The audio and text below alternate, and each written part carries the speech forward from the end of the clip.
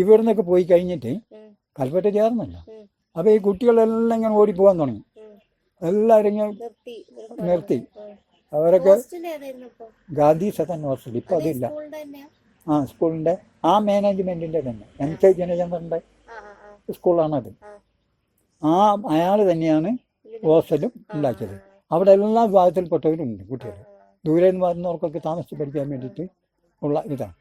അവിടെ പിന്നെ മത്സ്യമാംസം ഒന്നും ഉണ്ടാവില്ല, വെറും പച്ചക്കറി മാത്രം. അതെ, അത് മാത്രമേ ഉണ്ടാവുള്ളൂ. അവിടെ പ്രാർത്ഥനയൊക്കെ ഉണ്ട്. പ്രാർത്ഥന അത് വൈകുന്നേരമായ പ്രാർത്ഥന ഉണ്ടാവും. അത് കഴിഞ്ഞിട്ട് പിന്നെ പഠിക്കാനിരിക്കും. അങ്ങനത്തെ ഒന്നുമില്ല. അങ്ങനെ ഇതായിട്ട് പിന്നെ അവിടെ ഇതായപ്പോഴത്തേക്കും ആകെ മാറ്റം വരാൻ തുടങ്ങി. എനിക്ക് ഇവൻ്റെ പേര് നാരായണൻ, എൻ്റെ പേര് കരിയൻ. എനിക്കാകെ ഭയങ്കര വിഷമം.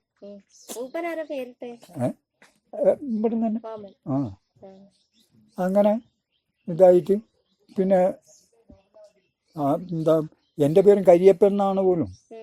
അത് ഒരു ദൈവമാണ്, ഒരു കുടകൻ്റെ പേരുമാണ് അത്.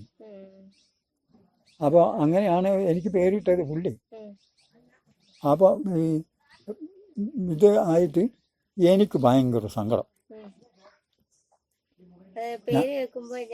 അതെ, ഇതാവുന്നുള്ള ഇതിൽ ഞാൻ നേരെ ഹെഡ്മാസ്റ്റർ. അപ്പോൾ കുറേ ആൾക്കാരോടൊക്കെ ഞാൻ ചോദിച്ചു പേര് മാറ്റാൻ പറ്റുമോ, പഠിപ്പിക്കുന്ന മാഷന്മാരോടൊക്കെ. അവരോട് ചോദിച്ചാൽ അവരൊക്കെ പറഞ്ഞു, എടാ അതിനൊക്കെ ഒരുപാട് പണിയുണ്ട്, അതിന് ഗസറ്റ് ഉണ്ട്, അതിലെല്ലാം പബ്ലിഷ് ചെയ്യണം, എൻ്റെ പിള്ളേർ കളിയൊന്നുമല്ല. ആ സാറല്ല പറഞ്ഞ ഹെഡ്മാസ്റ്ററത്തേക്ക് പോയത്. ഗോപാലകൃഷ്ണൻ ഹെഡ്മാസ്റ്റർ പേര്. മറ്റേ ഹെഡ്മാസ്റ്റർ ചെന്നപ്പോഴത്തേക്ക് പുള്ളി 6ാം ക്ലാസ് ഇരുന്ന് ഇതായിട്ട് 7ാം ക്ലാസ്സിലേക്ക് പാസ്സാകുമ്പോഴായി ചെല്ലുന്നു. 7ാം ക്ലാസ്സിൽ എത്തുമ്പോഴാണ് ഈ പേര് മാറ്റണം എന്നുള്ള ഇത് വരുന്നത്. അപ്പോഴത്തേക്ക് പുള്ളി എന്തായി, അപ്പോൾ എല്ലാ സ്കൂളിലെ ഓരോ കുട്ടീനെ പറ്റി ഡീറ്റെയിൽസ് പുള്ളിക്കറിയാം ഹെഡ്മാസ്റ്റർ. അവരിത് അതിൻ്റെ തീരെ പിന്നോക്കം നിൽക്കുന്നവരെ അവർ പ്രത്യേകം ഇത് പഠിപ്പിക്കും. അങ്ങനെ ആരും തോക്കാൻ പാടില്ല, അത്ര കർശനാണ് ആ സ്കൂളിൽ. ഇതായപ്പോഴത്തേക്കും അപ്പോൾ എൻ്റെ ക്ലാസ്സിലൊക്കെ നോക്കുമ്പോൾ എല്ലാത്തിനും എടുക്കാം, പക്ഷേ ഒറ്റ വിഷയത്തിന് മാത്രം പാസ് മാർക്കേ ഉണ്ടാവും. കണക്കല്ല, കണക്കൊക്കെ എനിക്ക് ഈസിയാണ്, അതിനൊന്നുമില്ല. ഹിന്ദി എന്ന് പറഞ്ഞ സാധനമുണ്ട്, അത് എവിടെ എത്തൂല. എങ്ങനെയെങ്കിലും ജയിക്കാനുള്ള മാർക്ക് മേടിക്കും. അതിൻ്റെ അപ്പുറത്തേക്ക് ഞാനിനി താപസ് ചെയ്താലും എനിക്ക് കിട്ടൂല. അത് മാത്രമേ ഉള്ളൂ. ബാക്കി എല്ലാത്തിനും നല്ല മാർക്കായിരിക്കും. അങ്ങനെ ഇതായിട്ട് സയൻസിനൊക്കെ ടീച്ചറോട് കരഞ്ഞിട്ട് ഞാൻ മാർക്ക് മേടിച്ചിട്ടുണ്ട്. അങ്ങനെ ക്വസ്റ്റ്യനൊക്കെ ഞാൻ കൃത്യമായിട്ട് എഴുതി. അങ്ങനെയൊന്നുമില്ല, ഒറ്റ സയൻസ് അതിലെല്ലാം ഉണ്ടാവും. അങ്ങനെയാണ്. അപ്പോൾ ആ സയൻസിന് ഇതായിട്ട് എനിക്ക് നല്ല ഇഷ്ടമുള്ള വിഷയം സയൻസ്. അതിന് ഞാൻ ആ തന്ന ക്വസ്റ്റ്യന് മുഴുവൻ ശരിയായിട്ട് ആൻസർ എഴുതി. അതിൻ്റെ ആ പരീക്ഷ കഴിഞ്ഞിട്ട് വന്നിട്ട് വെറുതെ ചുമ്മാ നിൽക്കില്ല, നമ്മൾ നോട്ട് നോക്കിയിട്ട് എഴുതി ശരിയാണോ നോക്കും. എന്നിട്ട് ഞാൻ തന്നെ മാർക്കിട്ട് അവിടെ അടുത്ത് വെക്കും ക്വസ്റ്റ്യൻ പേപ്പറിൽ. അങ്ങനെ ഇതായി കഴിഞ്ഞപ്പോഴത്തേക്ക് എനിക്ക് എങ്ങനെ ചെയ്തിട്ടും രക്ഷയില്ല. പരീക്ഷ പേപ്പറൊക്കെ കിട്ടി. പേപ്പർ കിട്ടിയപ്പോൾ 98 മാർക്കുണ്ട് എനിക്ക് സയൻസിന്. 98 മാർക്കുണ്ട്. ഞാൻ കൂട്ടി നോക്കുമ്പോൾ എങ്ങനെ കൂട്ടിയാലും എനിക്ക് 100 മാർക്കുണ്ട്. അത്രയും കൃത്യമായിട്ട് ഞാൻ ആൻസർ എഴുതിയത്. എന്നിട്ട് ഈ ആൻസർ പേപ്പറിൽ ഞാൻ നോക്കി, കാരണം വല്ല പെസവും ഉണ്ടോ എന്ന് നോക്കാം. ഒന്നിനും ടീച്ചർ ഒരു തെറ്റു കിട്ടിയില്ല, പക്ഷെ മാർക്ക് മാത്രം കുറയും. എനിക്ക് ഭയങ്കര ദേഷ്യം പോയില്ലേ, സങ്കടവും.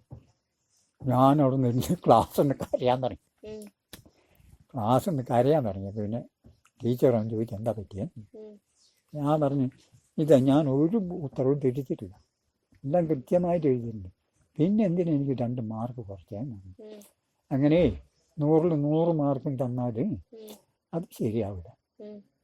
അപ്പോൾ അതെല്ലാം 2 മാർക്ക് എന്തായാലും കുറച്ച്, ഇനി ഒറ്റ മാർക്ക് കുറക്കാം, ഒന്നും കൂടി തന്നേക്കാം പറഞ്ഞിട്ട് 1 മാർക്കും കൂടി മേടിച്ചോനാ. ആ ഇതായി അവിടെ പഠിക്കുമ്പോഴൊക്കെ പിന്നെ ഹെഡ് മാസ്റ്റർ ഞാൻ പോയി പേര് മാറ്റാം വലിയ കാര്യത്തിന്. അപ്പം എന്നെ കൃത്യമായിട്ട് അറിയാം, ഹെഡ് മാസ്റ്ററിന് അറിയാം. അത് ആ സ്കൂളിലെ എല്ലാ കുട്ടികളെയും അറിയും പുള്ളിക്ക്, അത്രയും കണ്ടീഷനാണ്. ആ തലശ്ശേരിയല്ല, ആ പുള്ളി എവിടെയോ കോഴിക്കോട് അങ്ങനെ വന്ന തെക്കുന്ന് വന്ന ആളാണ്. നല്ല കഴിവുള്ള മാഷമാണ്. ആ മാഷൊക്കെ ഇങ്ങനെ നടന്നാലുണ്ടല്ലോ ഒരു കുട്ടി ഒരക്ഷരം മിണ്ടില്ല, എപ്പോഴത്തേക്കും പോയി മിണ്ടാതിരിക്കും. അത്രയും ബഹുമാനം പുള്ളീനെ. അപ്പം ഇങ്ങനെ പോയിട്ട് ഞാൻ കാര്യം പറഞ്ഞു, സാർ എൻ്റെ പേര് മാറ്റണമെന്ന് പറഞ്ഞു. പുള്ളി ചോദിച്ചു എന്താന്ന്. ഞാൻ പറഞ്ഞു എൻ്റെ പേര് മാറ്റണമെന്ന്.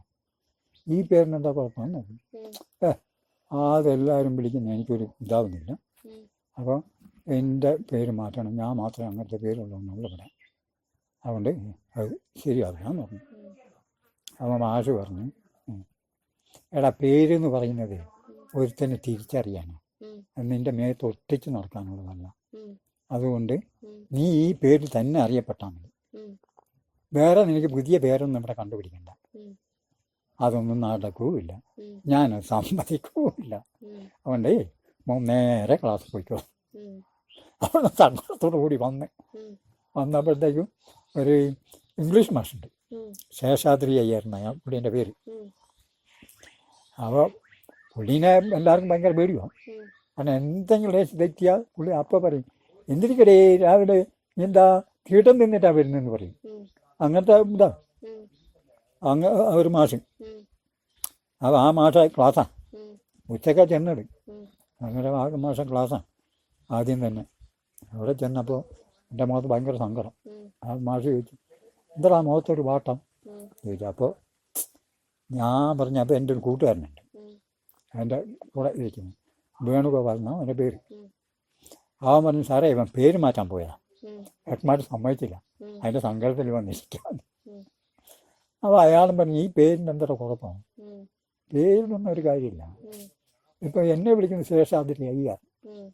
പുള്ളി പറഞ്ഞു, ശേഷാദ്രി അയ്യാർ എന്തിനാടാ പേരിനുള്ളത്, വേറെ ആർക്കെങ്കിലും ഈ പേരുണ്ടോ ഇവിടെ, പുള്ളി പറയുന്ന.